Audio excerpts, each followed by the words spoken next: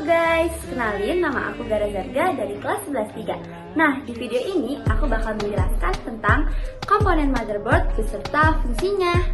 Tapi sebelum masuk ke videonya, aku bakal jelasin apa sih motherboard itu.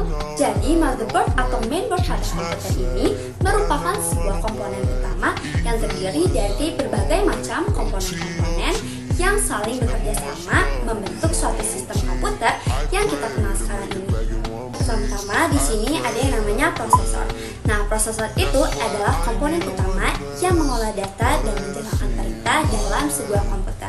Nah, prosesor ini tuh mengambil data dari memori, memprosesnya sesuai dengan instruksi yang diberikan, kemudian mengirimkan hasilnya kembali ke memori atau perangkat output. Lalu di sini ada yang namanya soket prosesor. Nah, si soket prosesor ini tuh berfungsi untuk menyimpan prosesor. Kemudian di sini ada yang namanya chipset.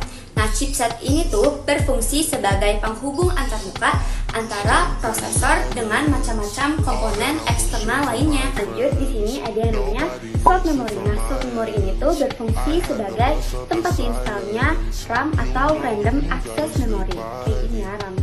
Sini ada yang namanya power connector. Nah, power connector ini tuh berfungsi untuk menyambungkan arus listrik power supply dan motherboard.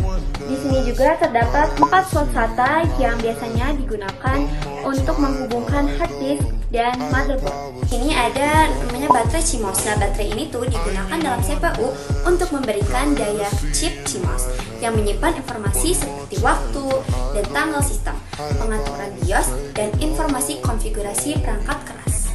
Next, di sini ada slot AGP. Nah, fungsi dari slot AGP ini adalah untuk menyalurkan data dari kartu grafis ke CPU tanpa harus melalui memori utama. Dengan demikian, proses pengolahan data grafis dapat dipercepat.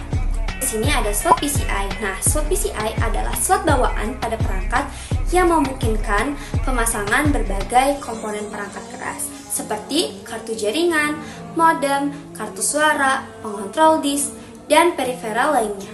Nah, kemudian di sini ada elko. Nah, elko ini tuh berfungsi sebagai konduktor yang melewatkan arus AC dan menghambat arus DC. Nah, kita akan lanjut ke back panelnya motherboard.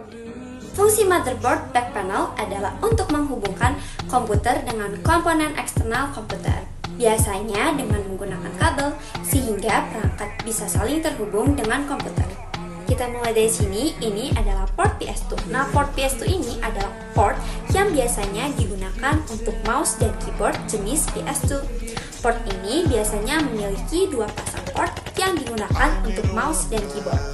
Lalu di sini ada HDMI. Nah, HDMI adalah antarmuka untuk mentransfer video yang tidak terkompresi dan data audio ke perangkat tampilan digital. Kemudian di sini ada VGA. Nah, VGA ini adalah perangkat output yang berfungsi untuk mengubah bahasa mesin menjadi tampilan baik grafis maupun teks mode di layar monitor.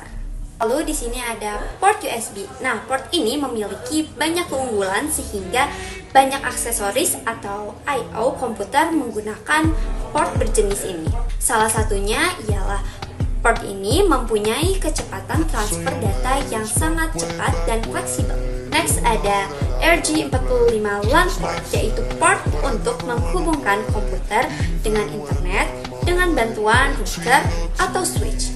Juga bisa untuk komputer dengan komputer. Yang terakhir ada port audio. Nah, port ini tuh berfungsi sebagai perangkat audio pada komputer. Umumnya port ini ada 3 buah port, yaitu warna merah yang berfungsi sebagai mic, warna biru berfungsi sebagai line in atau memasukkan suara dari luar PC, dan warna hijau berfungsi untuk mengeluarkan suara. Nah guys, jadi itu dia komponen-komponen motherboard beserta fungsinya. Semoga ini bisa bermanfaat bagi kalian semua. See you in the next video, bye bye.